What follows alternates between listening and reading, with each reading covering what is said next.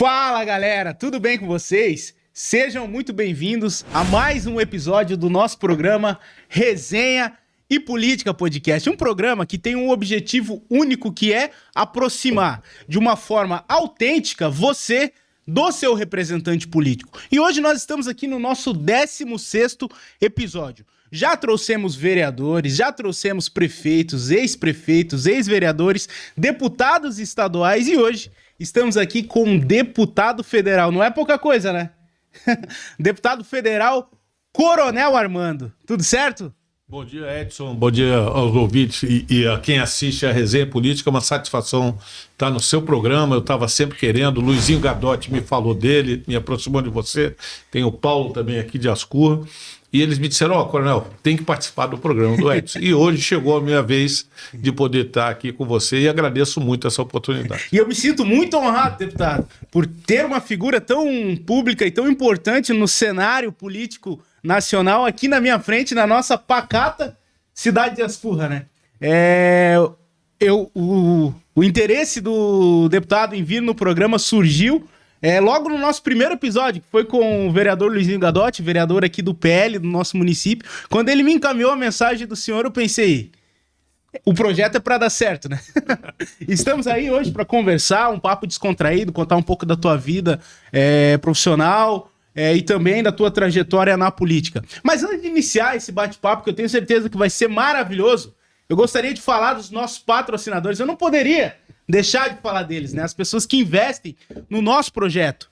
E são eles: Suzana Favarin, engenheira civil, lá da cidade de Salete, que está nos apoiando. Muito obrigado, Suzana. L2 Mídias e Soluções, empresa de audiovisual voltada para o tráfego pago. Blumenau Multimarcas, loja de veículo. Retífica de motores Apiúna, mecânica automotiva. Arena Soccer, que é um espaço especializado também na confecção de alimentos, lanche, porções, e também lá eles têm um espaço que alugam para você desenvolver uma atividade futebolística. É um campo society. Bar e lanchonete do Paulinho, bar, comida, bocha, música gaúcha, tudo num compilado só. The Arc Café e Restaurante, café da tarde, café da manhã, bife livre, que depois eu acredito que nós vamos lá comer. E Storm Energy Drink, referência em energético na nossa região e também no nosso país. Valeu, muito obrigado. E aí, deputado, tudo bem? O senhor é conhecido como Coronel Armando, mas o seu nome de batismo é Luiz Armando Schroeder Reis, é isso? Exatamente. Fiz certo, então, o dever de casa. E o senhor, então, se tornou conhecido, se transformou no Coronel Armando por conta de um posto no Exército Brasileiro. Sim. Eu queria te perguntar, como é que é se tornar coronel aqui no nosso país? Quais são os trâmites e os degraus que precisam subir para chegar nesse posto? Bom, inicialmente eu tenho que fazer uma carreira militar. O ingresso na Academia Militar das Agulhas Negras, que fica no Rio de Janeiro, ele vem hoje por concurso ou pela Escola Preparatória de Cadetes de Campinas. Mas eu ingressei via Colégio Militar de Belo Horizonte. Eu era interno no Colégio Militar de Belo Horizonte e em 1975 eu tive média e fiz ali e ingressei na AMAN em 76, me formei em 79 na Academia Militar das Agulhas Negras. Aí iniciei a carreira militar como oficial. Eu saio como aspirante oficial, permanece 6 meses, aí você é avaliado, e aí inicia as diversas promoções até os últimos postos, que é o posto general. Mas você vai de aspirante a segundo-tenente, primeiro-tenente, capitão, major, tenente-coronel, coronel. E aí, posteriormente, a promoção é general por escolha, mas eu, no final da carreira, já como coronel, eu abracei outra linha, não quis concorrer, e aí fui para a iniciativa privada e passei a trabalhar em outra área. Entendi. Mas sempre quis ser militar? Foi algo que surgiu na tua vida muito cedo ou foi um acaso? Bom, eu sou filho de militar. Meu pai era de Mato Grosso, ele entrou na Academia Militar e formou-se em 1952, veio para Joinville, onde se casou com a minha mãe, e eu sempre acompanhei a vida do meu pai como criança e a influência dele. Ao longo da nossa vida, meu pai foi para Brasília, formou em Brasília, e lá não tinha colégio militar quando eu fui para lá, em 69. Cheguei em Brasília, a Brasília era muito pequeno. E aí, como eu gostaria de ser militar influenciado do meu pai, eu fui ser interno no Colégio Militar de Belo Horizonte, que era o mais próximo, havia internato, e fiquei lá nos anos 74, 75 até ir para a MAN. Então eu sempre queria, sim, influenciado pelo meu pai, que chegou a general, foi general de brigada, comandou a brigada de Marabá, na época da Serra Pelada, meu pai estava lá na Amazônia, e depois veio aqui para Florianópolis também para comandar a brigada de Florianópolis em 87, 88, quando o governador era o Pedro Ivo, que era da turma do meu pai e da MAN, eram amigos da academia. Pedro Ivo também foi militar e ingressou na política, era amigo do meu pai. Então houve essa influência toda do meu pai na minha vida, é um grande exemplo para mim de homem, de pessoa e também de militar. E eu acabei indo para a carreira militar, influenciado muito pelo meu pai. Então, antes de ser militar, de fato, já desde criança teve aquela hierarquia em casa por conta da influência do teu pai, é isso? Olha, eu posso dizer que sim. Meu pai colocava a gente em forma, brincando. Por altura, eu era o mais alto. E também quando a gente fazia arte, a gente apanhava por altura. E eu era o primeiro a levar uma chinelada da Havaiana que marcava minha bunda numa época que você podia enquadrar. Então eu fui o primeiro. E se um bagunçava, apanhava todo mundo? Todo mundo entrava no jogo. Mas eu sempre sendo o maior da casa, eu acabava sendo o primeiro. E eu tinha 3 irmãs e um irmão. E acabava que eu era maior e tal, eu era o primeiro. Depois ia amenizando, mas eu era o primeiro na fila. E, assim, uma característica do meu pai, ele me tornou resiliente. Meu pai era de Mato Grosso, gostava de pescar, a gente ia pescar. Ele me chamava cedo para ir à feira, o único de casa, 6 horas da manhã, meu pai me acorda, vamos à feira, mas por que eu? Porque os outros são mulheres, você vai comigo. E eu, tá bom, pai, vou. Quando eu ia pescar com ele, o sonho de todo mundo é pegar um peixe. E eu me lembro bem que o meu pai falava, pá, demora, fica esperando. Na hora que você pega um peixe, é uma alegria. E meu pai, na hora, eu não entendia.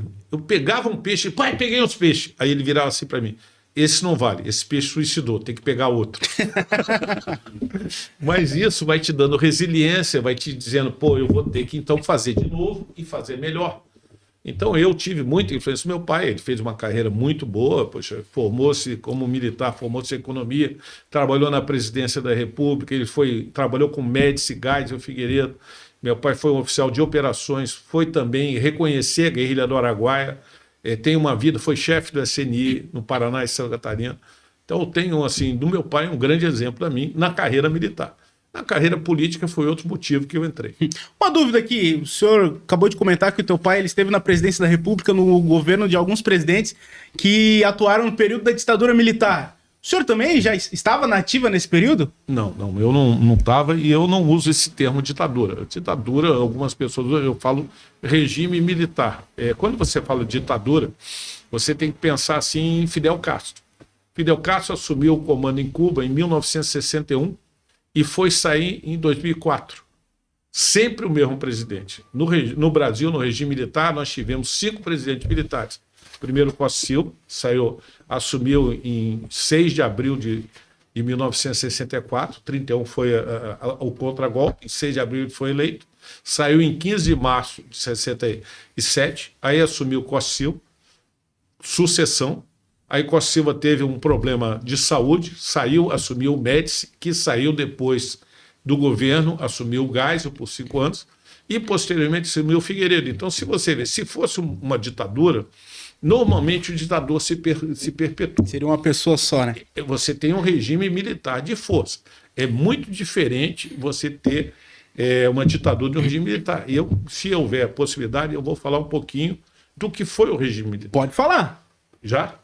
Pode? Já nem me apresentei. Então vamos falar do regime militar. Nós estamos falando de anistia do pessoal do 8 de janeiro, que não fez nada, porque você não dá golpe sem forças armadas juntos. Nenhum país do mundo acontece isso. Você faz um exército popular para entrar e tomar o poder, mas não sem uma força armada para lá. Então não houve tentativa de golpe. Mas falo de anistia porque o Figueiredo foi o 5º presidente do regime militar. E o Figueiredo era filho de um anistiado e exilado. O pai do Figueiredo foi um dos líderes da Revolução Constitucionalista de 32, quando São Paulo se rebelou com o Brasil, porque o Getúlio Vargas, que deu um golpe, sim, Getúlio deu um golpe, evitou a posse de Júlio Prestes, que era governador de São Paulo, assumiu, ele iria acabar a República Café com Leite e fazer uma nova Constituição, e não fez. Aí São Paulo entra em guerra com o Brasil, 9 de julho de 32, e esperando a adesão de outros estados, mas não houve isso. São Paulo perdeu a guerra, tinha força pública, mas perdeu a guerra em 2 de outubro, então a Revolução demorou pouco mais de 4 meses, e aí São Paulo perde a guerra e os líderes são exilados. Um dos líderes militares é o pai do Figueiredo, na época, coronel Euclides Figueiredo, que depois se tornou general, mas foi exilado, passou um ano em Lisboa, um ano em Buenos Aires. Em 1934 houve a nova Constituição, houve anistia e o pai do Figueiredo foi anistiado. Por que eu falo isso? Porque em 78 o Geisel fez a lei da anistia e nessa lei da anistia foi implantada efetivamente em 79, quando o Figueiredo assumiu o governo em 15 de março de 79. E Figueiredo sempre defendeu a anistia ampla, geral e restrita, mas a OAB disse que foi ela que fez, a CNBB disse que foi ela que fez, a Associação Brasileira de Imprensa, os políticos dizem que foram eles. Eles realmente participaram, mas não aconteceria anistia se o Figueiredo não tivesse sido filho de um militar, anistiado, e que foi exilado. Então essa é a história, tem que contar nos devidos lugares qual foi a participação. Aí agora eu volto para a anistia do 8 de janeiro. A anistia do Brasil, ela teve 48 episódios na história do Brasil de anistia, 48.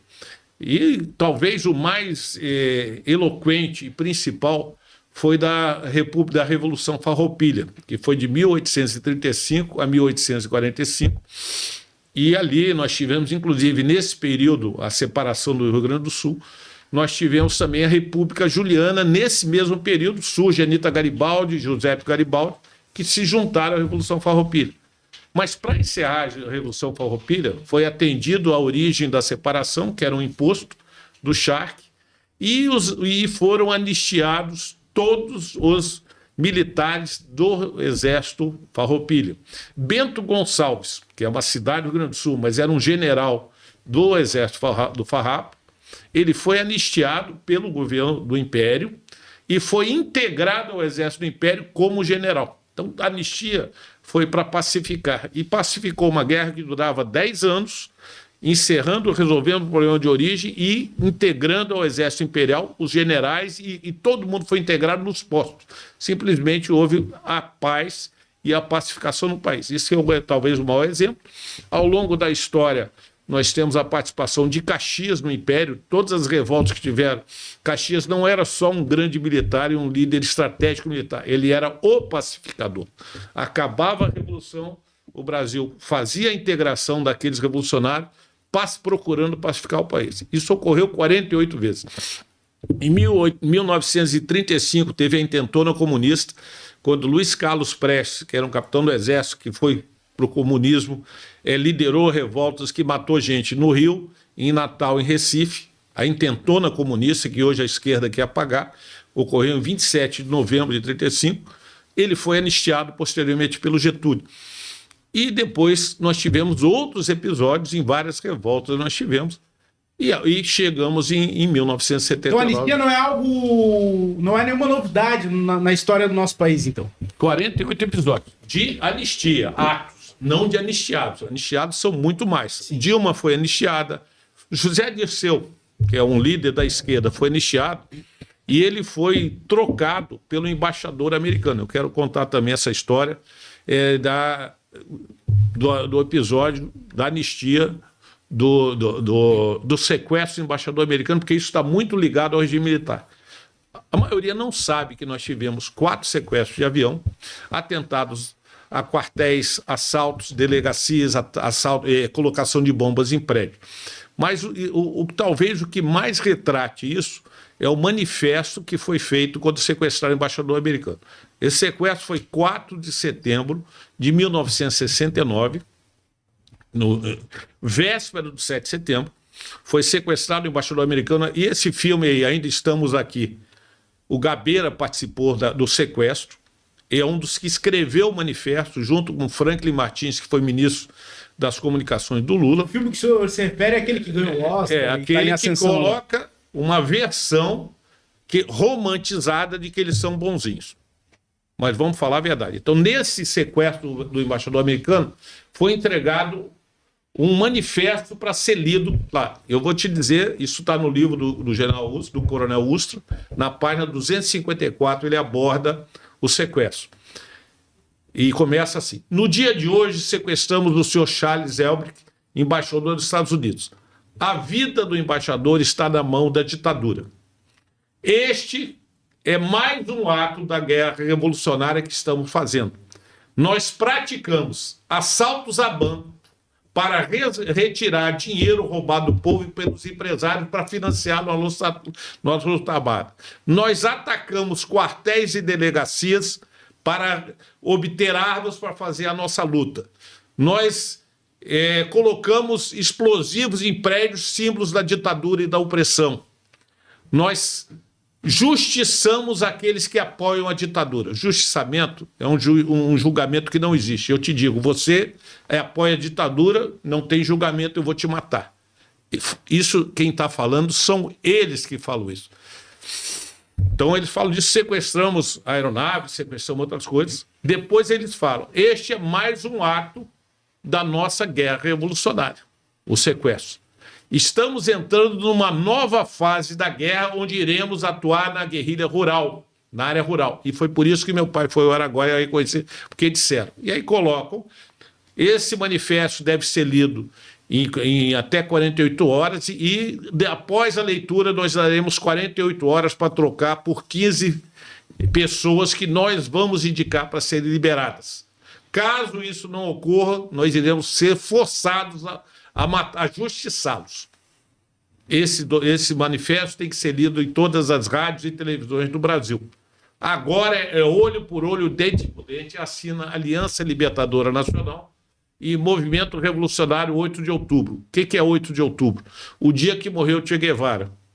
Então criou-se o Movimento do Brasil em homenagem a Che Guevara, que é um terrorista que foi na ONU e disse: nós assassinamos, continuaremos assassinando.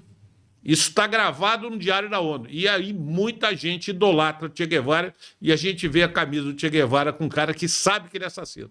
Então, a gente precisa colocar, trazer à tona o que foi a realidade do coisa. A Dilma participou do movimento guerrilheiro. Então, isso, no dia 6 de outubro, foi liberado. O José Dirceu foi um dos 15 terroristas trocados. O avião deveria ir para o México, para Cuba ou para a Argélia. E foi para lá, levando os terroristas. O José Dirceu foi para Cuba, fez operação plástica, voltou para o Brasil e casou em Londrina e tem hoje um filho deputado. Mas ele sempre esteve na luta. Então nós não temos inocentes. Nós já pagamos na guerra, para a guerrilha, para os anistiados, 17 bilhões de reais. Quem paga são vocês, somos nós que pagamos, e esse pessoal recebe a indenização, não paga imposto de renda. Então esse tema eu conheço muito bem. E quero colocar que eu fui chefe do serviço militar, não falei da minha carreira, mas fui chefe do serviço militar em São Paulo. O serviço militar, ele se baseia numa lei que todo jovem, quando completa 18 anos, ele tem que se apresentar para o serviço militar. Cidade de Rodeio aqui era tributária, para Blumenau hoje não é mais, mas os jovens se apresentavam. Por lei, força legal. A minha pergunta, existe alguma lei que diga para mim assim, ó, você agora vai se apresentar e virar guerrilheiro? Existe? Não existe. Então como é que depois o cara que fez voluntariamente foi fazer esse ato terrorista, porque assaltar banco, matar gente, sequestrar, roubar hospitais, pode dizer que ele está praticando algo previsto da lei. Então não está. Então eles foram obrigatoriamente, por vontade, praticados terroristas. O Estado tem a obrigação de combater esse pessoal. Obrigação. É o Estado, é que representa a lei. Por que eu vou indenizar essas pessoas que foram voluntariamente? Aí vem romanceado, faz um filme, faz outros filmes, Então, eu digo, por exemplo, pouca gente conhece o livro A Verdade Sufocada do Ustra, e eu conheço pessoalmente página por página. Sou formado em História. E ali vendi. Eu vou voltar nesse mesmo livro. O primeiro ato terrorista praticado no Brasil foi em 1966. No dia 25 de julho de 66, o presidente era o Castelo Branco, mas Costa e Silva era ministro do Exército e foi para Pernambuco. Ele era o provável sucessor do Castelo. Foi preparado um atentado no aeroporto de Guararapes, colocado uma bomba no atentado. O Costa Silva não chegou, houve pânico no avião, mas estava o pessoal esperando. Essa bomba explodiu no aeroporto, matou um vice-almirante, matou um jornalista e feriu 13 a 14 pessoas. É o primeiro ato terrorista. Em 66, não havia ainda nenhum tipo de AI-5, nenhum tipo, foram eles que tentaram matar o futuro presidente. Eu conheci uma das vítimas, que na época era tenente-coronel Silvio Ferreira da Silva, foi chefe do meu pai, depois foi general, e conheci ele sem esses 4 dedos da mão, porque ele perdeu no atentado. Ele não foi anistiado. O pessoal não conhece. Então nós tivemos ao longo do regime militar 424 mortos, perto de 430 da esquerda e 121 da direita, sendo que ali tem justiçamento. Quando eles desconfiavam que eu podia abandonar a guerrilha, eles matavam o camarada. Quem foi para a guerrilha do Araguaia foi estudante. Hoje nós olhamos para a universidade e vemos o que fizeram na UFSC. Os estudantes destruindo a universidade. Só tem ideologia ali dentro. Eu fui aluno da UFSC. E a UFSC hoje não representa, e as universidades não representam um centro de ensino de saber, representam um centro de doutrinação. Então, se eu for me alongar, eu vou te falar muito mais coisas. E eu acho que você tem mais perguntas. É muito por isso que é muito interessante, no meu ponto de vista, se atermos profundamente na história do nosso país e não ficar preso numa narrativa, numa sinopse, vamos dizer assim, né?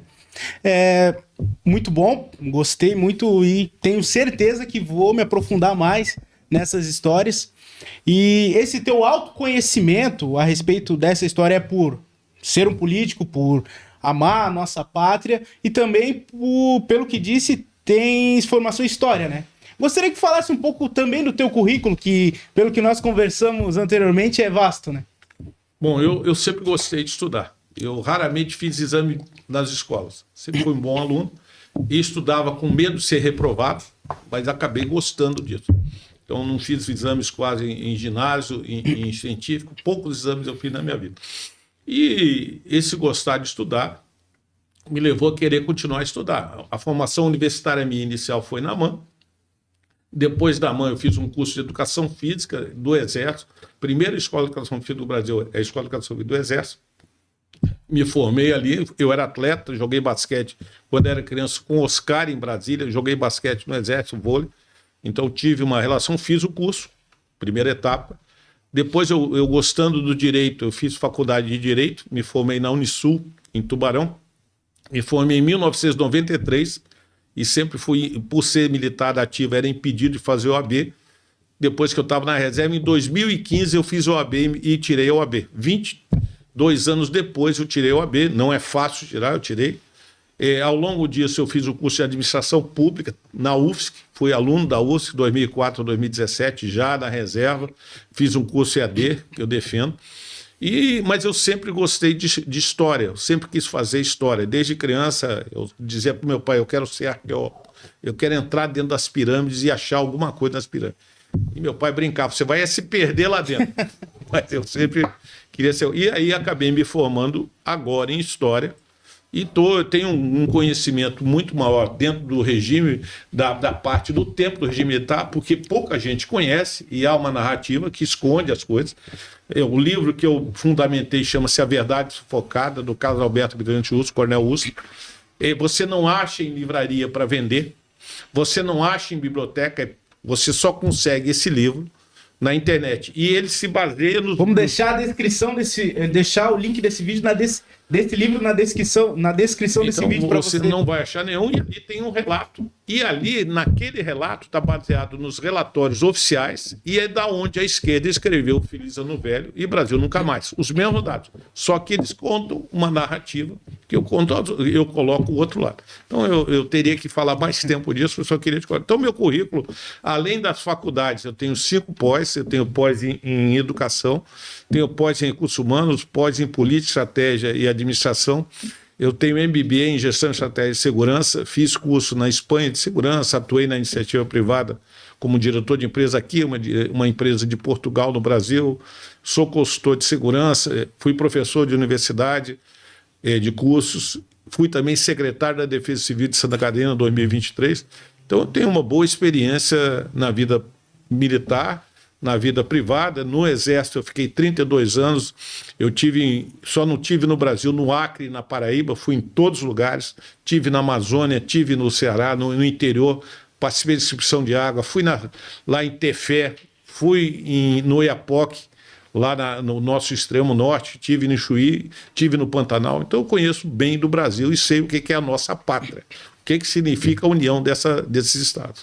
E é por conta, acredito, tenho certeza, dessa tua vida dedicada, focada sempre no compromisso, na hierarquia, que te aproximou da política e foi aceito pela população, né? O senhor vem como candidato em 2018, é isso? Num cenário que o nosso país estava em uma situação meio caótica, muita gente querendo uma mudança, o senhor veio como candidato a deputado federal aqui por Santa Catarina.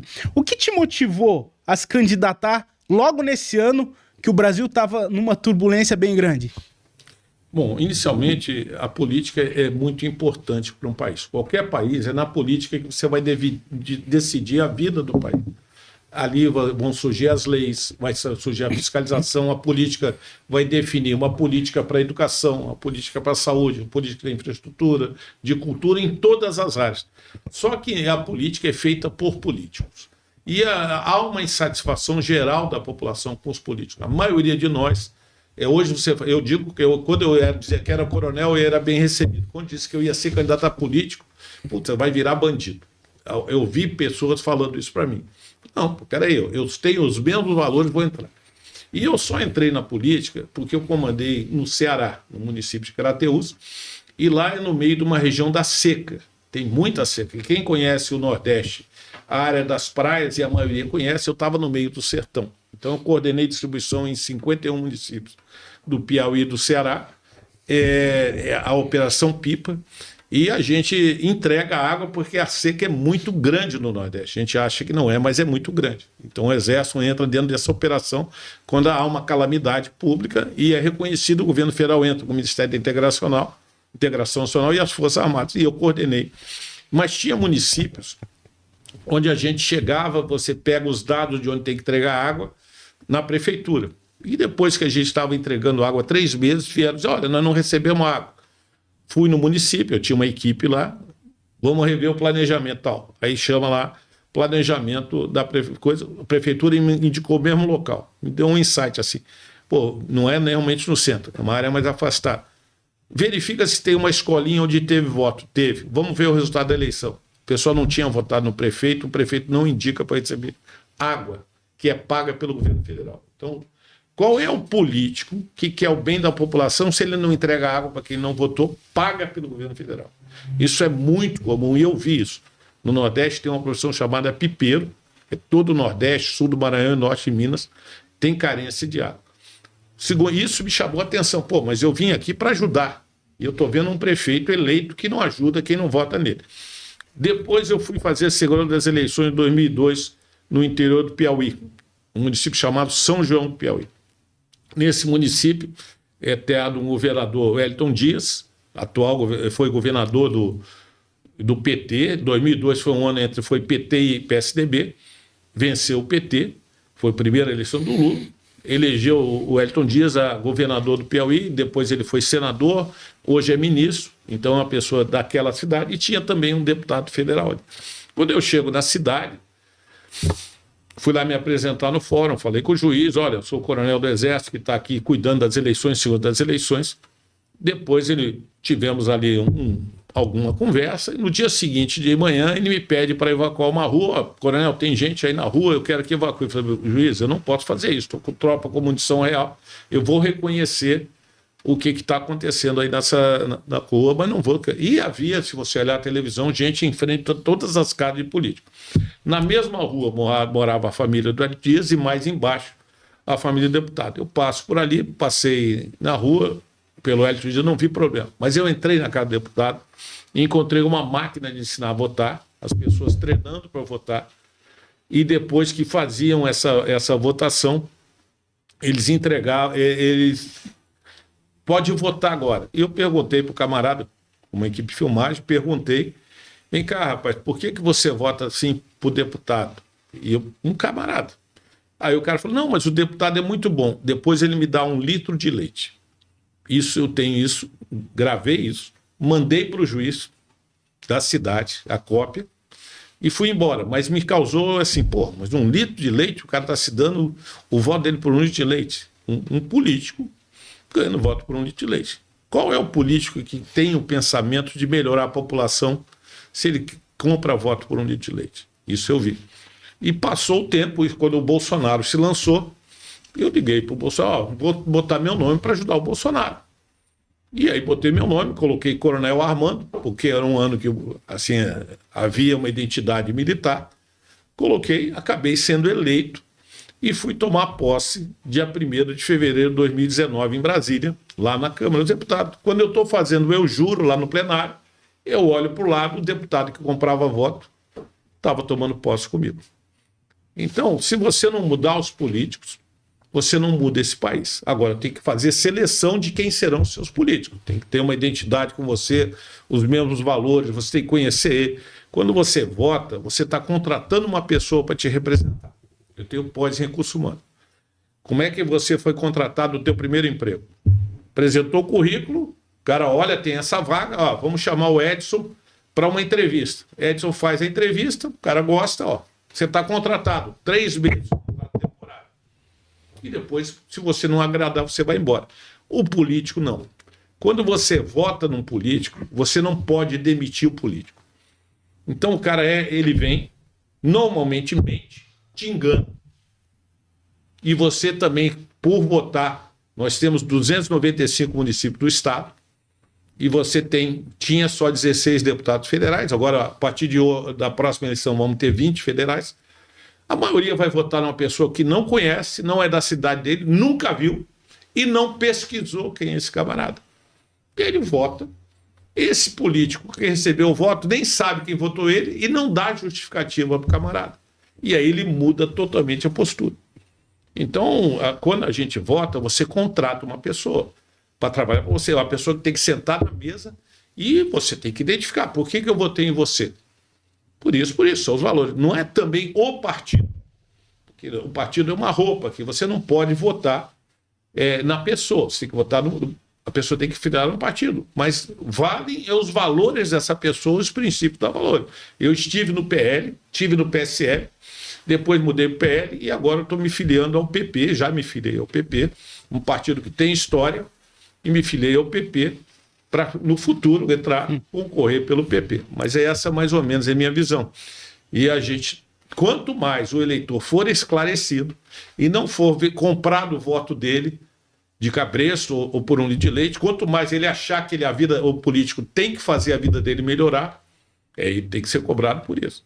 E lá em 2018, deputado, como é que foi essa tua campanha? Como é que foi a estratégia? Tinha uma equipe? Tinha recursos? Qual foi a estrutura dessa campanha? A minha estrutura está sentada ali, o sargento Edivan, que já tinha sido vereador, foi meu amigo, de mais de 40 anos, me ajudou no início, porque eu desconhecia a política, eu caí de paraquedas. A política, ela deve começar, normalmente, a pessoa apoiando alguém ao cargo de vereador no município, depois de vereador exercer um cargo executivo, secretaria, depois concorrer deputado estadual, federal, depende. Eu já caí de paraquedas. Eu sou candidato com o Bolsonaro. E não tinha experiência política nenhuma. Então, essa falta de experiência, ela é boa e é ruim. É boa porque você não tem vícios. Por outro lado, é ruim porque você não sabe como funciona todo o sistema funcional. Então, eu acabei eleito um dinheiro não deu 5 mil reais que eu gastei numa campanha para deputado federal. Não recebi recurso de partido, gastei muito pouco. Fiz lá a documentação que o partido mandou para a gente, mas foi muito pouco recurso. E a gente sabe que uma campanha política ela é muito cara, até do próprio vereador. Mas essa eleição, o fator Bolsonaro, que trouxe a direita para a pessoa deixou de se envergonhar de ser de direita, hoje você se envergonha de ser da esquerda. Bolsonaro trouxe de volta o patriotismo, trouxe ali, ele mostrou o que é combater a corrupção, mostrou valores, a meritocracia, o valor da família, Deus, pátria, família e liberdade, mostrou isso para a sociedade. Isso, na verdade, trouxe muita gente a votar com ele. E votou, sim, por causa do Bolsonaro. Se não fosse o Bolsonaro, Coronel Armando politicamente não existiria. Então foi por esse compilado de fatores aí que o senhor fez 60.069 votos lá em 2018. Então, tenho que agradecer ao Bolsonaro. Obviamente, a gente tem uma identidade de formação na Academia Militar. Eu acredito no presidente Bolsonaro, ainda chamo de presidente. Infelizmente, o resultado da eleição, da forma como ela foi, deu um outro candidato. A gente tem agora que reverter esse processo, mas foi por causa do Bolsonaro. E em 2022 eu também fiz a eleição dentro do PL, mas aí eu não tive o mesmo sucesso que eu tive em 2018. E como é que é para um cara igual o senhor que teve uma vida inteira pautada no compromisso, na hierarquia, chegar no Congresso Nacional que, por muitas vezes, na minha visão, pelo que eu assisto, parece um recreio escolar. Muita bagunça, muito grito de lá, grito de cá. Bom, dentro das Forças Armadas, a gente cultua valores. A lealdade, o amor à pátria, a probidade, valores, camaradagem, valores que a gente traz consigo a vida inteira. Eu levei para a política esses valores, além, lógico, do que eu fui construindo da minha individualidade em fazer outros cursos. Quando você chega em Brasília, tem gente representante de todos os lados. Tem gente muito boa, e eu nunca poderia ser injusto dizer que não tem gente boa, muito preparada, mas tem gente que usa a política para os seus interesses pessoais. A política ela é para beneficiar aos outros e não a você. Nós somos servidores públicos. Na verdade, eu sou um servidor público num outro cargo, como eu fiz o serviço no Exército. Eu fui vice-líder do governo Bolsonaro por 1 ano e meio. Então eu negociava, tinha que conversar com pessoas de diversos partidos para buscar apoio. Ninguém consegue aprovar, nenhum presidente consegue governar se não tiver apoio dentro do Congresso. Nenhum prefeito sem apoio da Câmara, ele não consegue. Eu negociava. E ali a gente viu a grande infidelidade que existe na política. Pessoas que dizem uma coisa e na hora votam de outra forma. Vimos também gente que às vezes não trabalha, que às vezes só quer um like. Hoje no Brasil nós temos essa situação. Eu quero um like e tal, mas o que realmente eu produzi? A gente tem que produzir. Então eu acho que Brasília é importante, mas temos que mudar. Ontem foi aprovado o aumento de deputados federais, 18 deputados federais. Qual que é a tua opinião a respeito dessa pauta? Eu sou contra. Na verdade, o que aconteceu? Eu vou citar o nome, o deputado Rafael Penzetti, aqui do MDB, da região de Tuporanga. Ele fez um projeto de lei em que defendia a redistribuição dos deputados federais. Porque o deputado federal ele é de acordo com a população do Estado. Senadores, não. Cada estado tem 3 senadores. Mas deputados federais é de acordo com a população. Rafael Penzetti. E nós estávamos trabalhando com o censo de 1990, que foi o primeiro depois da eleição da Constituição de 88. Já tinham passado mais de 30 anos. Em 2020 não teve censo, mas teve em 2022. O projeto dele falou, olha, a população alterou, nós temos que redistribuir a vaga. Com isso, Santa Catarina iria ganhar 4 deputados. O Pará, 4 deputados, Amazonas, 2, o Ceará ganharia 1, o Minas Gerais ganharia 1, o Paraná ganharia 1, mas eu estou falando de quem ganha. O Rio Grande do Norte ganharia 2. Aí quem perde? Rio de Janeiro perde 4, a Paraíba, que é o estado do presidente da Câmara, perde 2, Alagoas perde 1, o Rio Grande do Sul perde 1. Houve uma mobilização dos estados que iam perder para fazer um projeto em que ninguém perdesse. A gente só vai acrescentar as 14 vagas e não vamos tirar. Esse projeto começou com 14. E quando se terminou o projeto, pararam o projeto do Rafael Pezzetti, foi apresentado um outro projeto relatado por um deputado do Rio de Janeiro, ele prevaleceu esse projeto. Só que em vez de 14, se verificou que havia uma nova distorção com alguns estados, que deveriam ter mais deputados. Então, além dos 14, foram acrescentados mais 4. Então, no final, ficou 18 deputados colocados. Esse projeto ele foi para o Senado para ser votado, e foi votado ontem à noite.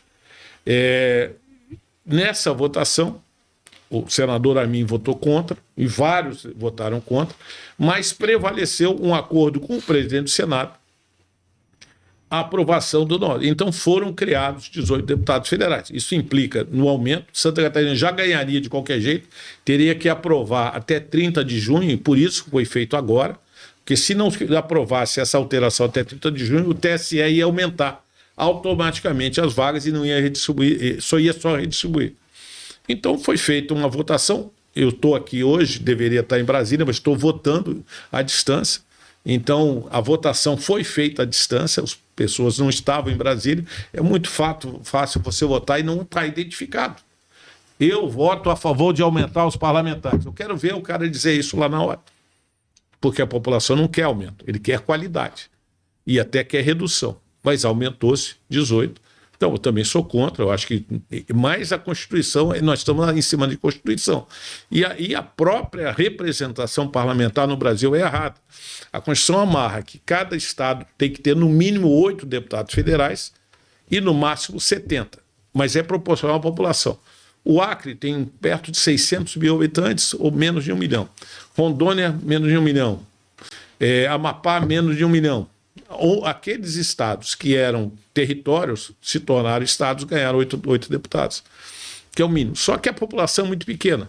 Aí você chega no máximo, que é São Paulo, que tem 70, porque a Constituição amarrou, mas se você pega a população de São Paulo, você tem quase 25% da população do Brasil, de 20% a 25%. Então São Paulo deveria ter, em vez de 70 deputados, 110 deputados federais. São Paulo não tem a quantidade que deveria ter, porque a Constituição amarrou. Isso cria uma distorção. O voto em São Paulo vale menos do que o voto em Roraima, no Acre, em Rondônia e no Amapá, onde tem menos coisa. Então é muito fácil, nunca é fácil uma eleição, mas o voto do eleitor de lá vale mais do que o voto de São Paulo. Então, só falando das distorções que a gente tem. E falando em aumento de deputados federais, acredito que é um número significativo e vai acabar aumentando muito mais os gastos públicos, né? Em manter deputado, assessoria, enfim. O cálculo é que vai aumentar 64 bilhões de reais por ano esse acréscimo dos deputados. Eu também não posso dizer da importância que a gente tem na política. Você não fala, mas não vale nada. Não vale. Quem faz as leis são os parlamentares, desde que façam a lei. Hoje nós temos um problema que são as emendas parlamentares. Eu fui contra as emendas parlamentares assim que eu assumi lá em Brasília, porque a emenda parlamentar torna o parlamentar sócio do executivo. E eu não sou ali sócio do executivo, eu tenho que fiscalizar o executivo. Então, no momento que eu tenho emenda, eu também passo a ter uma vara de pescar, dando peixe para alguém. E, às vezes, eu me promiscuo sendo dono de um dinheiro que não deveria. O dinheiro deveria estar no executivo. Então, a emenda, eu fui contra. Mas também temos a parte de leis. Eu fiz projetos de lei, eu tenho um dos meus projetos, carteira de identidade. Eu sou coautor do projeto da carteira de identidade com número único. Eu sou um dos proponentes da prorrogação de receita médica, que antes era 1 mês para 6 meses.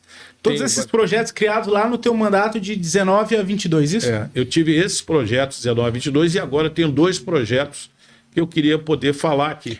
Pode falar. De todos esses teus projetos, qual que é o que te traz mais impacto aí na tua trajetória política até aqui, então? Olha, sempre que é a saúde. Eu fiz agora um projeto novo de saúde, eu sempre apoiei a saúde, nós temos que botar 50% na saúde. Minha mulher é psicóloga, tem muita experiência na área, então eu busquei sempre apoiar a área da saúde, embora seja obrigação das emendas.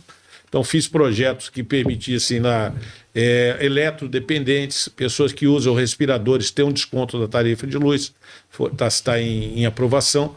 E agora, recente, eu fiz um outro projeto, que é de redução da tarifa de luz de hospitais públicos e filantrópicos em 50%. A saúde é um direito constitucional, está previsto que a saúde é um direito de todos e dever do Estado.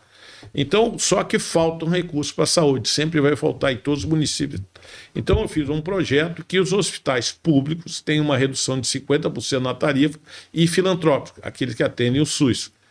Com isso, você vai chegar mais recursos para a saúde. Então, um exemplo, o Hospital Nossa Senhora da Conceição de Tubarão, que eu sou cidadão honorário de 2 cidades de Santa Catarina. Sou cidadão de Tubarão e de Mafra. Mas em Joinville, minha cidade, não sou. Eu sou só de outra cidade. Eu fiz uma pesquisa junto ao hospital de lá e a conta mensal de luz do hospital é R$100 mil. Se você fizer uma redução de 50%, ao longo de um ano você vai dar 600 mil em recursos livres para custeio do hospital. É óbvio, sempre a pergunta, quem paga? A classe média, quem vai pagar? Nós já temos no Brasil uma política de energia e de economia onde nós temos as bandeiras amarelas. A bandeira amarela, ela surge na conta de energia quando você tem um decréscimo das chuvas, as hidrelétricas não estão com a vazão suficiente, você tem que usar a termoelétrica. Ela tem amarela e vermelha. O acréscimo da bandeira amarela é em torno de 0,0017 centavos de real por quilowatt. Isso normalmente na conta de uma pessoa, ela dá em torno de R$1, pessoa física, empresa um pouco mais. R$1, um e pouco. Se você já tem isso para compensar, a minha visão, por que eu não acrescento isso para beneficiar toda a população recebendo uma porcentagem disso também que vá financiar a saúde, que é um direito de todos.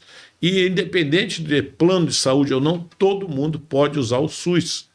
O sistema do Brasil é excepcional, é o melhor do mundo, a gente tem que defender, só que não tem recursos para tudo, então a gente tem que aportar. Então esse projeto, eu acho que é um projeto que eu gosto muito, é o meu último projeto apresentado, está começando a tramitar, eu já consultei hospitais, obviamente sempre quem vai pagar reclama, mas aí é em prol da coletividade, a gente trabalha em coletividade, tem que pensar nela. Tem um outro projeto que eu queria citar para você, que também ele é inovador, mas é um pouco polêmico. Eu gostaria muito de mudar a forma de atuação do STF. Hoje, se você fizer uma pesquisa no Brasil, pouquíssima gente está satisfeita com a forma de atuação dos ministros. Não do Poder Judiciário. O Poder Judiciário é necessário, mas a atuação dos ministros não. E eu fiz uma proposta agora, que está reverberando. A Gazeta do Povo anotou minha proposta, já fiz entrevista. A proposta minha é que na próxima eleição, além de você votar nos parlamentares e no executivo, nós vamos ter eleição para presidente, para governador, para senador, para deputados federais e estaduais, a gente faça uma avaliação dos ministros do STF. Seria em formato de votação também, da mesma forma que é... Junto com a votação, você coloca o nome dos 11 ministros do STF e a população se manifesta aprovando ou reprovando a atuação desse ministro. Se ela tiver uma reprovação de mais de 50%, a proposta, o presidente do Senado será obrigado, não é mais decisão dele, obrigado a abrir um processo de impeachment, se a reprovação for maior. Por que eu falo isso? Porque nós temos aí no Senado, lá no STF, no Senado, que é o único órgão que pode fazer impeachment, a Câmara não pode, nós temos 28 pedidos de impeachment do Alexandre de Moraes. Nós temos 15 pedidos de impeachment do Barroso. Nós temos 4 pedidos de impeachment, se não me engano, do Gilmar Mendes. 3 do Toffoli. Nós temos 1 do Fux. Tem 3 da Carmen Lúcia. Do Fachin tem 3 ou 2. Dos 11 ministros do STF, somente não tem processo de impeachment.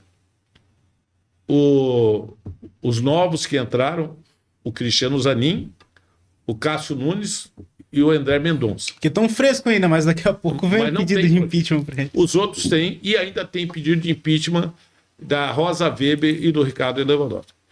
Por que nunca avança um pedido de impeachment? A primeira colocação, o do Alexandre de Moraes, eu acho que muita gente deve ter assinado o abaixo-assinado pedindo o impeachment dele. Eu fui uma das pessoas que assinou. Num deles deu 3 milhões de pessoas, o outro deu 1,5 milhão de pessoas. Mas chega lá em Brasília, o presidente diz, essas assinaturas não estão comprovadas, a gente não vai abrir, é uma visão pessoal. Então, a gente nunca abre um processo de impeachment. E também por várias razões. Primeiro, que o presidente do Senado não se impõe ali o poder dele. Você ter poder, você tem que saber exercer o poder e não ser omisso. Então, o poder, o equilíbrio dos poderes está quando eles forem harmônicos e um respeita o outro. Hoje, o STF, infelizmente, não respeita os demais poderes. A atuação dele se tornou dos ministros política. O nome Supremo Tribunal Federal já dá uma ideia de superioridade. Eu também, uma proposta minha, mas que não pode ser feita por projeto de lei, e sim por uma PEC, é acabar o nome de Supremo Tribunal Federal e virar Corte Constitucional Brasileira. Aí você acaba esse negócio de Supremo, é só um poder. Você também tem que escolher profissionais que sejam juízes. Hoje nós temos lá de juiz o Fux. Entrou agora o Flávio Dino, que já foi juiz, e o Cássio Nunes. Os outros são indicados, ou advogado, ou pelo quinto, ou foi do lado procurador. Mas juiz de carreira, nós só temos 3. Então, poderíamos pensar nisso, mas tem que ser por alteração constitucional. Prazo de mandato. Hoje, o que precisa para alguém virar ministro do STF? É ter 35 anos, é o básico. Ministro, presidente, senador tem que ter 35 anos. Embaixador. E pode ficar no cargo até ter 75 anos. Então, nós temos um limite que é a idade. Segundo, duas outras características. Notório saber jurídico e conduta ilibada. O notório saber jurídico, se eu for escrever um livro, sou professor de uma faculdade, eu caracterizo o meu notório saber jurídico. Posso escrever mais, mas eu tenho. É fácil você obter, eu sei que é advogado.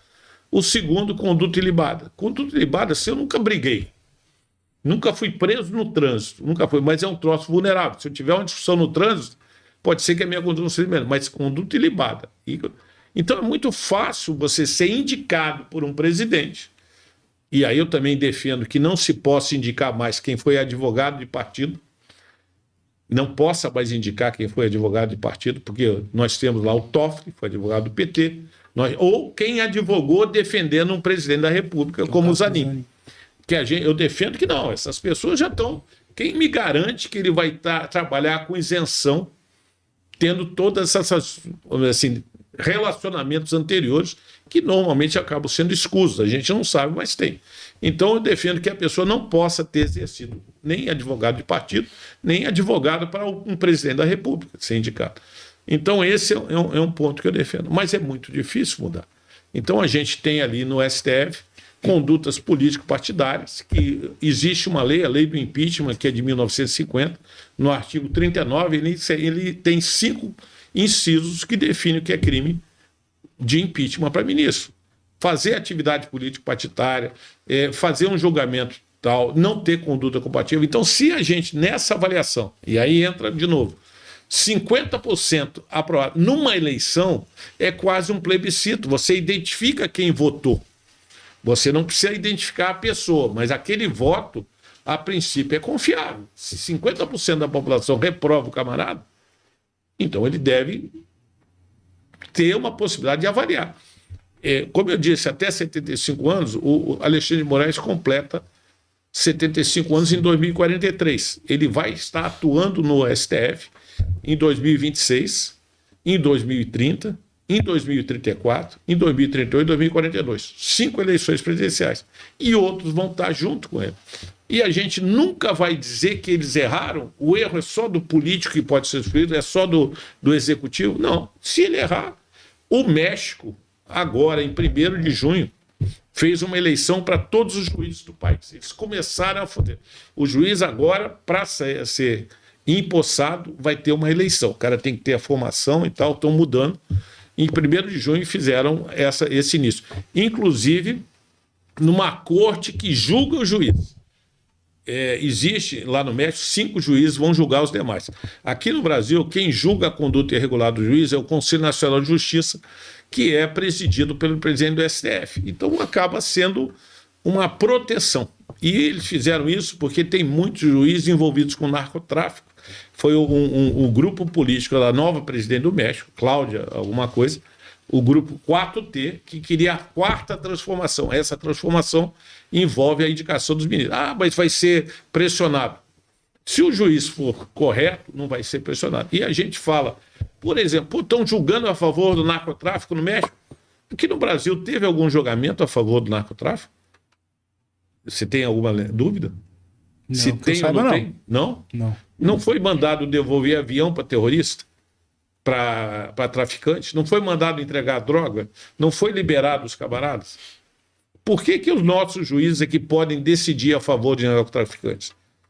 Eu estou falando do judiciário. Você pode olhar ali quanto tem. Então, a avaliação sobre a justiça, ela é necessária. Não pode ter ninguém em país do mundo democrático estar superior à lei. Todo mundo tem que estar respeitando a lei. O próprio ministro do TSF, os ministros às vezes não respeitam. Então, esse é um outro projeto. Eu sei que ele é polêmico, mas eu não tenho o rabo preso. E que não vai ser fácil. Mas para aprovar um projeto, principalmente dessa magnitude, é necessário fazer muita articulação com outros partidos, né? Desses 3 projetos mencionados aí, qual deles o senhor acredita que é mais fácil de articular e aprovar? Eu acredito que o mais fácil seria o da redução da energia elétrica. Porque, vamos dizer assim, é uma coisa que todo mundo vai estar fazendo bem, já é previsto na Constituição, embora você vai transferir, já existe uma política da bandeira amarela e bandeira vermelha. Então, e todo mundo pode usar o SUS. Esse outro, da avaliação do STF, muita gente tem medo de se posicionar em relação à avaliação. Tem políticos, o foro privilegiado, que é o foro específico para julgar os parlamentares, antigamente ele era visto como uma tábua de salvação dos políticos. Demorava muito. Hoje ele não é uma tábua de salvação, é um instrumento de matadouro dos políticos. O cara tem um processo, ele vai direto para a última instância, para a mão do STF, e aí o processo fica ali. Se você se posiciona contra o STF, o pessoal manda avançar o processo direto e vai queimar esse político. Queimar, estou dizendo. Não vai ser julgado e condenado como foi Alexandre de Moraes, o deputado Daniel Silveira, por crime de opinião, artigo 35. Foi condenado a 8 anos de prisão e 6 meses, está cumprindo prisão em regime fechado no Rio de Janeiro, mas por um crime de opinião, como eu estou dando agora para o parlamentar. Eu tenho imunidade parlamentar, artigo 53. O Bolsonaro deu anistia ao Daniel Silveira e o STF anulou a anistia. Quer dizer, um ato discricionário do presidente foi anulado, porque eles levaram para o campo político. Não aceito. Então, eu vejo a dificuldade porque os parlamentares têm medo. O senador Renan Calheiros, conhecido do Nordeste, também de Alagoas, ele teve agora prescritos 41 processos que estavam no STF. O que é prescrição? O processo dele não foi julgado, venceu avançou o tempo de julgamento. Então ele foi prescrito. Mas se ele tivesse se posicionado, talvez o processo dele tivesse andado. Então hoje o foro privilegiado, ele tira você a primeira e segunda instância e te joga direto na mão de alguém que sabe exercer o poder absolutista, vamos dizer assim. Perfeito, deputado. Eu gostaria de fazer outra pergunta. Em 2018, eleito, 60.069 votos. Em 2022, o senhor veio para a reeleição e teve uma pequena diminuição nos votos para 55.924, o que acabou não te elegendo de imediato, né? O senhor atribui ao quê a queda nesses votos? Isso, de certa forma, te deixou frustrado, algo nesse sentido? Ninguém gosta de perder. Então, obviamente, eu também não queria ter perdido uma eleição. Mas a gente tem que aprender e tem que ser resiliente. Na verdade, eu tive 55.974 votos. É natural, numa segunda eleição, haver uma mudança, uma redução de votos. Dificilmente. A maioria não aumenta, a maioria diminui os votos. Então, houve uma diminuição. Mas houve uma concorrência maior na minha cidade. Então, veja, eu estava lá em Joinville, de repente surgiu lá um empresário, o Ari Rabaioli, que era empresário rico, e com uma transportadora, dono de uma transportadora filiada ao PL, e de última hora filiou-se ao PL o Zé Trovão. Então, na minha cidade, onde eu tinha tido 37 mil votos na primeira eleição, apareceram mais 3 candidatos do meu partido e eu tive uma redução de 37 para 21, porque éramos 3 na mesma cidade. No município de Blumenau, o PL não colocou nenhum candidato. Então, e eu perdi por menos de 1.000 votos. Então, se tivesse um candidato do PL em Blumenau, com certeza ele faria 1.000 votos e eu estaria eleito. Então, não sou o dono. Quem compõe a nominata é o presidente do PL do Estado, no caso era o governador. Eu também tive, além da concorrência dentro do PL, da nominata, o Novo surgiu com o prefeito lá, indicou uma delegada, Tânia Arada. Ela teve apoio da prefeitura e ela é da segurança pública, uma das áreas de que eu milito. Então, muita gente da segurança votou nela. Ela teve 35 mil votos.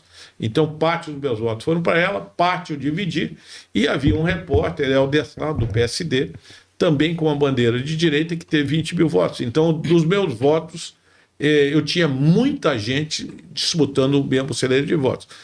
Então, o fato de eu ter ficado por menos de 1.000 mostra que meu trabalho foi bom, mas havia mais gente no local. Então um dos principais motivos ali é porque na tua base eleitoral aumentou o número de concorrentes, vamos dizer assim. Também, e o meu perfil. Eu não tenho um perfil de ir para uma BR, fechar, agredir, querer lacrar. O meu perfil é técnico, você vê que as minhas posições, todas eu fundamentei o regime militar com dados técnicos, com conteúdo, e você não vai me ver berrando ou fazendo coisas. Claro que eu vou ser contundente a hora que tiver, mas não vai me ver berrando ou fazendo coisa para lacrar. E muita gente gosta da lacração. Eu acho que a política tem que ser construção, e a gente pode divergir e depois convergir. Então eu não tenho esse perfil que muita gente às vezes gosta, até eu acho que vai um pouco mudar isso na próxima eleição. O eleitor está se qualificando mais, está olhando a política com outros interesses, então vai começar a eleger gente que ele acha que tenha conteúdo para isso, e não os lacradores. Embora vai continuar dentro desse esquema, a lacração vai continuar dentro da política. Perfeito, deputado. E, recentemente, o senhor saiu do PL, Partido Liberal, o partido que te elegeu, né, como deputado, e agora se filiou ao PP, Partido Progressista, é isso? Isso. Por qual motivo essa troca? Bom, primeiro, o PL hoje já tem deputados em Santa Catarina. Nós temos lá o Zé Trovão, deputado federal em Santa Catarina. Tem o Sargento Lima querendo concorrer a federal em Santa Catarina. Tem outras pessoas. E eu não senti ali, naquele momento, que teria espaço para mim. Segundo, espaço dentro do PL. No segundo momento, eu sempre fui de direita. E o partido mais à direita que tem é a Arena, que é do regime militar, que hoje se torna no PP. Então, eu cheguei num partido de direita.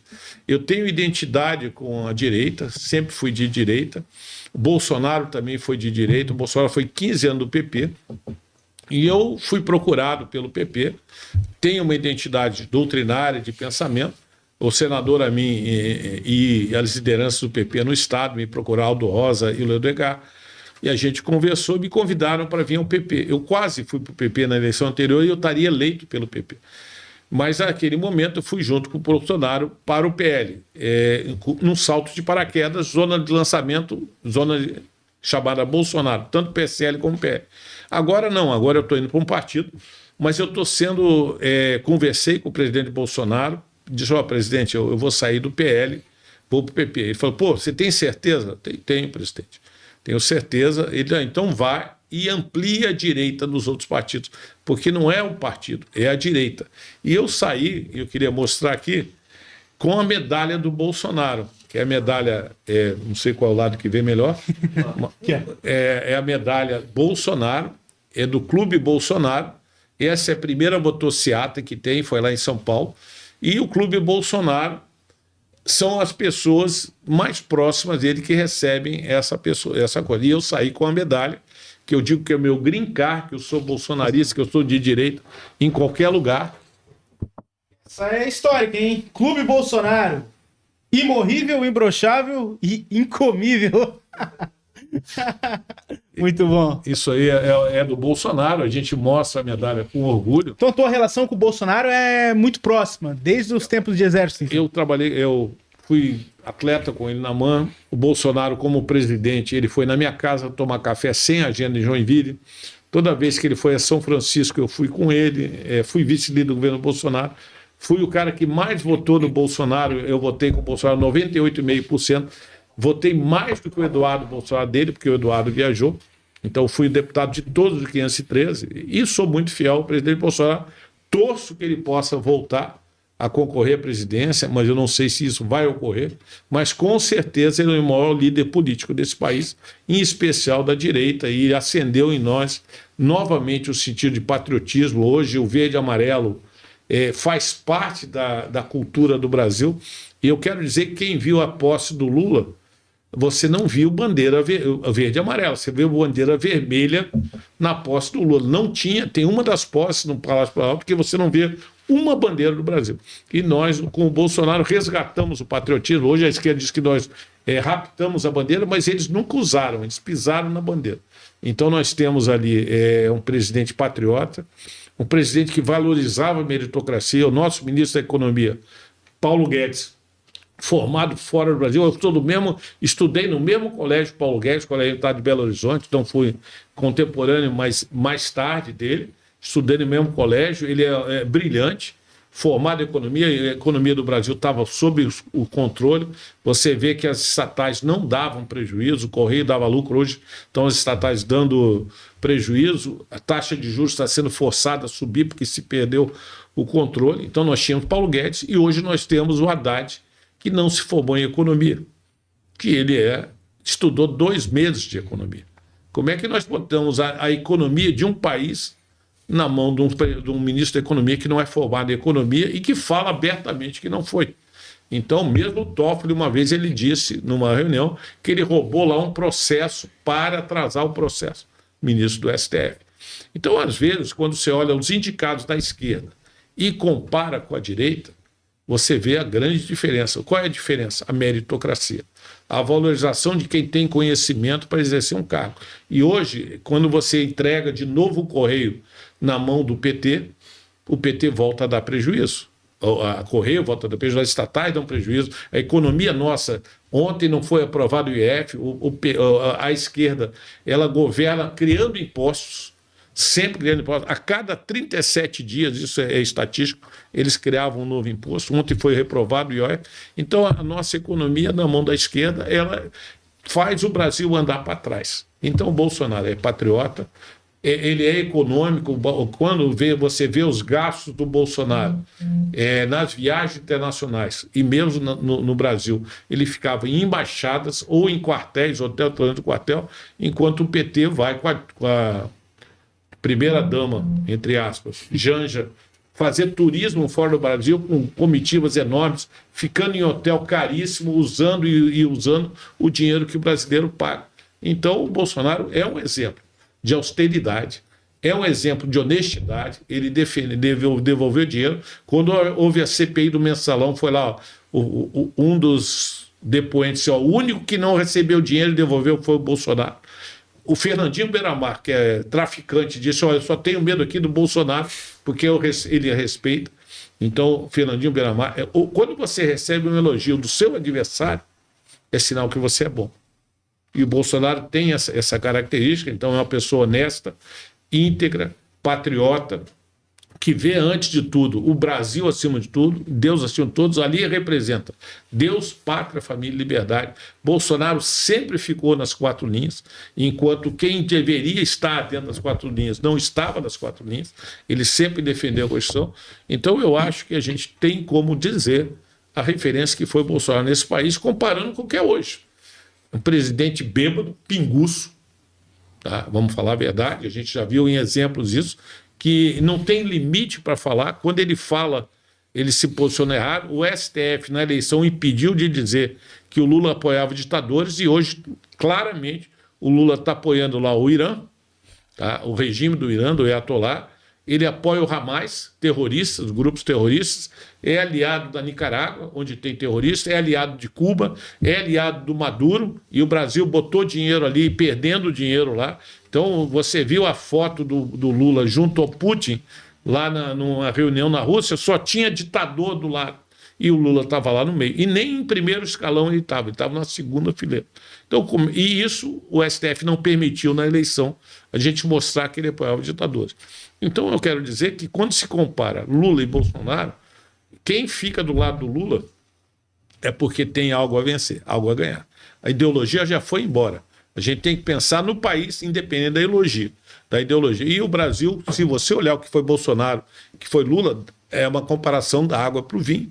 A gente espera, então, que o Bolsonaro possa vir de novo, mas se não puder, com certeza o apoio a quem ele der, para mim, vai ser o cara que vai vencer a eleição. E se pudesse o senhor escolher esse sucessor do Bolsonaro, caso ele não consiga participar das eleições, tem um nome que, além do Bolsonaro, que naturalmente para a direita é o candidato, mas se permanecer essa questão de inelegibilidade, quem seria o candidato? Olha, nós temos que olhar assim, quem tem uma certa projeção política. Quem tem projeção política tem que já ter nome e reconhecimento. Então, dentro do Brasil, é natural que aqueles que exercem cargos no executivo tenham uma projeção. Então, nós temos 3 ex-governadores, 3 governadores terminando a reeleição. Ronaldo Caiado, de Goiás, que é um político com história, 28 anos de Congresso, 3 mandatos de deputado, 2 mandatos de senadores, teve junto com o Bolsonaro os 28 anos dele do Congresso. Nós temos, o Caiado se elegeu governador de Goiás, reelegeu o primeiro turno, ele é do agro, e o agro é a maior força econômica do país hoje, então o nome do Caiado não vai... Já foi candidato a presidente em 88 e 89, de lá ele se lançou deputado, é um nome conhecido, está no União Brasil, agora na Federação UP, União e Progressista, então AP. Ele está ali, é um nome que não pode ser esquecido, eu estou falando de nome, então vou definir. Nós temos governadores como o Ratinho Júnior do Paraná, que não tem ainda, está fazendo um bom governo, mas não tem um nome nacionalizado. Nós temos o Zema de Minas Gerais, também um nome forte, mas também não é nacionalizado, e o Partido Novo é um partido que não tem capilaridade no Brasil. O Zema, então, é um nome que não pode ser esquecido. Temos aí um deputado, um governador do Rio Grande do Sul que deixou o governo, vai deixar o governo. Em 2022, ele abandonou o governo do Rio Grande do Sul para concorrer a presidente, não conseguiu vaga pelo PSDB, e aí foi de novo o governador, se elegeu, agora ele saiu e vai ao PSD. Eu estou dizendo que é um nome, não estou dizendo nenhum, mas que talvez a esquerda pense nele. E aí nós temos ainda o Tarcísio, que é o nome mais forte, preparado, porque o Tarcísio tem uma história já, ele foi ministro da infraestrutura, ele é reconhecidamente uma pessoa capaz, ele já foi diretor do DENIT no governo Dilma, para moralizar o DENIT, então foi diretor do DENIT, ele foi consultor, trabalhou na CGU, passou em concurso, depois ele passou em outro concurso, era consultor legislativo da Câmara dos Deputados, é capitão do Exército, com experiência tanto em todas as áreas de engenharia, da arma de engenharia do Brasil, como foi para a missão do Haiti, Tarcísio é reconhecido, foi ministro da infraestrutura do Bolsonaro, depois se elegeu governador de São Paulo, está fazendo um excelente governo, e é um nome que a gente não pode descartar. Porém, o Tarcísio tem uma reeleição que eu considero muito fácil em São Paulo. É muito fácil, pelo trabalho que ele vem fazendo, a mídia já tenta detonar, e tem um nome muito fácil, e ele tem só 48 anos, está fazendo 49 esse ano, e em 2030 ele tem 54, novo para ser presidente da República. Então ele poderia esperar 2030, mas talvez o Brasil não possa esperar. Se o Brasil não puder esperar e o Tarcísio for chamado a ser presidente com o apoio do Bolsonaro, com certeza ele será o nosso candidato, mas tem que ter o aval do Bolsonaro. E eu também não vejo mais uma eleição de um partido presidencial só ele. Nós não vamos ter um PL sozinho ou qualquer partido. Vai haver uma composição, tanto no governo federal como estadual. E eu entendo ali que o PL, se for cabeça de chapa com Tarcísio dentro, o vice dele será do PP. E com certeza eu acho que pode ser o Ciro Nogueira, presidente do PP, que é um político do Nordeste.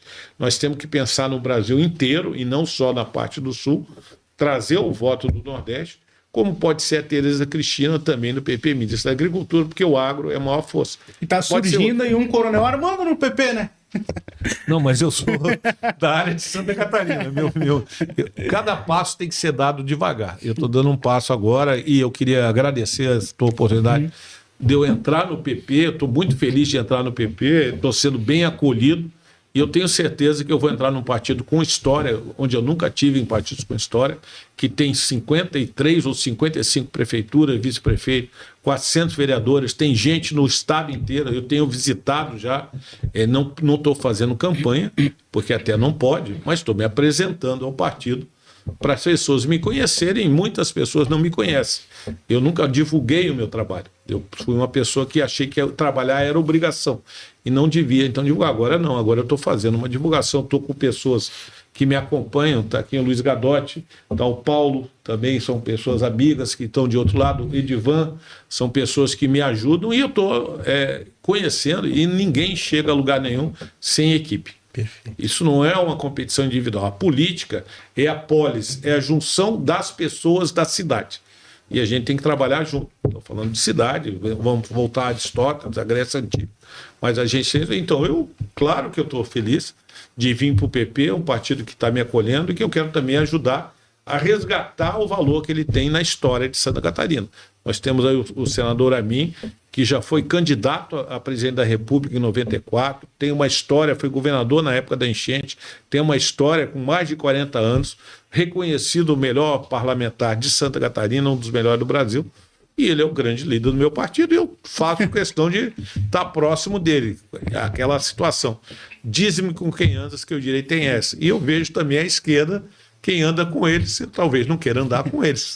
Perfeito, deputado. E deputado federal, tem uma base eleitoral por ser ali da região de Joinville, mas nós estamos hoje aqui na cidade de Ascurra. O senhor veio fazer os seus trabalhos aí como deputado na região e passou aqui em Ascurra conversar com aliados, com amigos.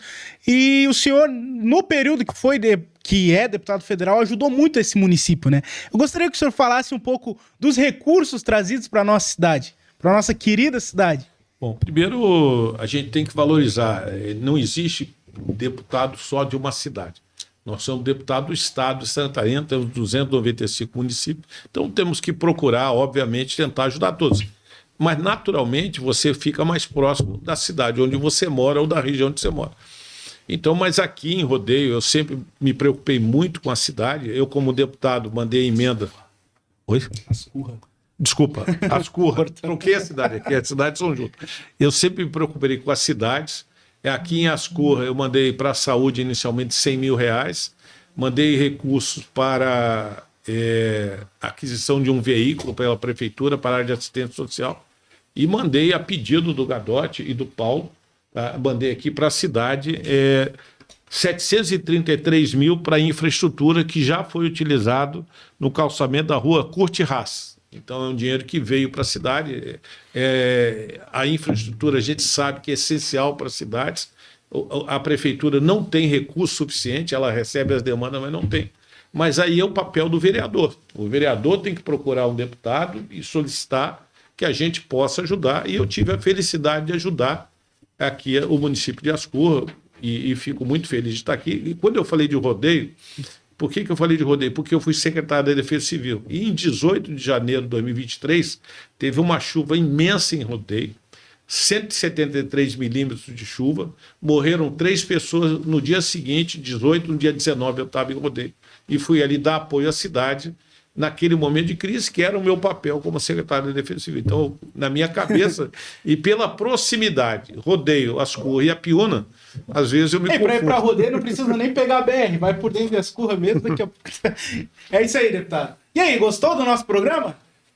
Eu gostei e quero repetir. Quando a gente gosta, a gente pede bis. Não, vai voltar com uma outra oportunidade, eu gostaria de voltar aqui à cidade. Mandar um abraço a todos os moradores da cidade. Eu acho que esse programa também vai reverberar, não só em Ascurra, Piúna e Rodeio, mas em outros lugares. E eu estou à disposição. Eu queria te cumprimentar, Edson, pelo programa, pela iniciativa. O nome é muito importante. A gente tem que gostar de política. Pode não gostar de político, mas a política é o que define a nossa vida. E a resenha sempre é uma discussão. Você tem que saber quanto mais atualizado você está, quanto mais conhecimento você tiver, melhor você vai escolher aquelas pessoas que vão te representar. E eu fico feliz dessa oportunidade de estar aqui, agora pelo PP. Eu era sempre PL, às vezes algumas pessoas não sabem que eu mudei de partido. E mudei com a nossa medalha e com o aval do presidente para ampliar a direita em outro partido que já é de direita, mas eu tenho com certeza esses valores que vêm da minha família e do regime militar.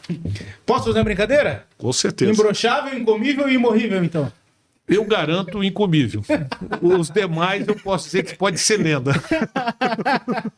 Perfeito. Agradeço muito o empenho por estar aqui no nosso programa, na nossa cidade, compartilhando um pouco da tua história de vida política, profissional, pessoal. É uma honra ter um deputado federal e também coronel do Exército Brasileiro aqui à minha frente. Obrigado, Edson. Obrigado a todos que assistiram o programa e a equipe de apoio aqui, aqueles que me acompanharam. Eu que tive a honra de participar, eu desde o primeiro episódio, onde foi o Luiz Gadotti entrevistado, eu já estava na fila esperando a oportunidade de vir aqui e você já tinha falado comigo. Surgiu essa oportunidade, queria agradecer você, e muitas pessoas passaram a me conhecer pela relevância do teu programa. Mas quem quiser me acompanhar, me conhecer melhor, eu gostaria que me seguissem nas mídias sociais, que hoje é uma forma de você conhecer o trabalho das pessoas e acompanhar. A minha mídia, posso falar aqui? Com certeza. É dep.coronel.armando. Me sigam lá, que eu com certeza vocês vão poder conhecer melhor o meu trabalho e me avaliar, porque o político tem que ser avaliado. E a gente não tem que se esconder, a gente tem que se expor. Então, muito obrigado, Edson, e a todos vocês que assistiram o programa. Show de bola. Muito obrigado à equipe que o acompanha. Agradeço muito. Valeu, Edson. Valeu. Obrigado. Tamo junto. Tamo junto. Pessoal, finalizamos mais um episódio aqui do Resenha e Política Podcast.